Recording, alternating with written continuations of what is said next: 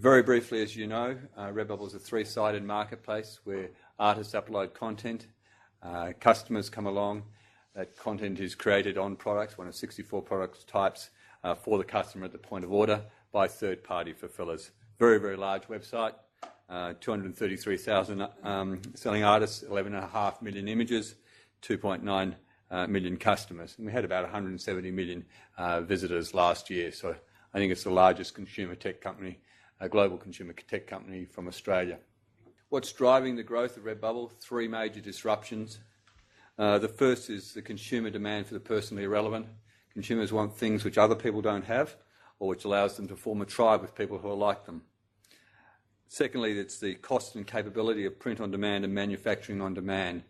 A lot of traditional retailers are taking advantage of this, traditional brands like Nike and Levi's. It's driving a sea change in what's possible for consumers to deliver things which are heavily customised for them or which have been directly created for them. And finally, the sharing economy of the internet, sharing economy which has driven folks like Facebook and Pinterest, also as driving Redbubble. In our case, that sharing is the artist creating content. We're not creating anything at all, but the artists are creating content in the marketplaces where they are, often for the customers who are a little bit like them, or indeed for the global audience. Just very briefly on this side, just noting this is just a little bit about us as a listed company. Since we listed, all the buying in Redbubble, effectively all the buying in Redbubble has come out of the United States.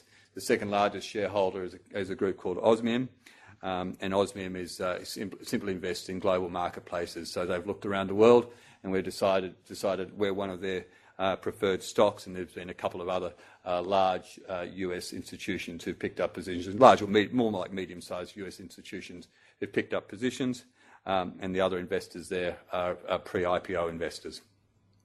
Just a little bit about Redbubble. As I mentioned, it's very much a global company. So this looks at sales by region, the black being the United States, the UK above that, the redder colour being the EU, and then Australia. So only 93% of sales are outside of Australia. As you can see, very strong growth over this period, but that strong growth extends back the 10 years that Redbubble has been in existence. Also worth noting is that during the last financial year, there was a fairly significant foreign exchange headwind, which were against us. The actual, on a constant currency growth rate, the growth rate was a bit over 30%. So we've had those consistently high rates of growth now for many years as we ride those consumer trends and those changes in what's possible. Another aspect of Redbubble is it's very much a mobile experience. So on the right-hand side, we have the growth in mobile visits versus the desktop visits, which is that blue line. And as you can see, mobile visits last year overtook desktop visits, and about 33% of sales are now completed through the mobile experience. We certainly expect that to increase to 50%, if not more, in the coming years. So the predominant way in which a customer will arrive at Redbubble is through mobile, and increasingly that will be the predominant way in which they actually complete a sale. The three sides of the marketplace, it's a very healthy marketplace, and so you see 4.6 times increase in the number of customers over this 4-year period, 5.3 times increase in the number of selling artists, and a 3-time increase in the number of fulfiller locations.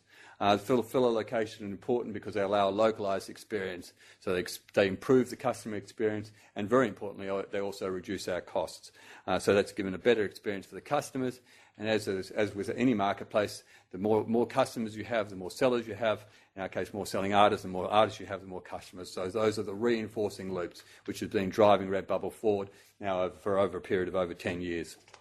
Another important aspect of Redbubble, and this is related to the manufacturing or print on demand, manufacturing demand and print on demand, has really been the increasing diversification of what's possible through this. So the black at the bottom that's T-shirts.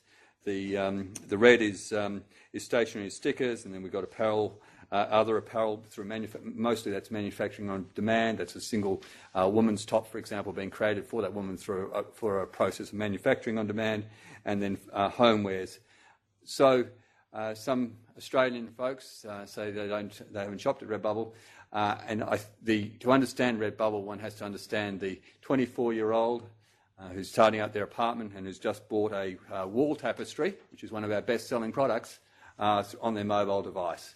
You know, Redbubble is driving for a new set of customers with a new experience, with a new range of products. That's what's driving us forward. Just quickly on the financials, as I mentioned, we don't actually do any of the fulfilment. We don't hold any inventory. We have no insignificant capital investment. We don't have any distribution or warehousing costs. That drives our positive working capital cycle and obviously very low invested capital. In the most recent quarter, we saw the advantages of that. While we had an EBITDA loss of 1.3 million, we actually were cash flow positive in the quarter because we hadn't yet paid the fulfillers. Clearly, we're going to pay the fulfillers, but really the importance of that is that we're able to grow. The faster we grow, the more capital we have on hand. With $28 million in the bank, we're in a very strong financial position, very strong balance sheet. Just briefly on the quarter, I won't touch on the year as a whole, but just pick out a few numbers on this spreadsheet.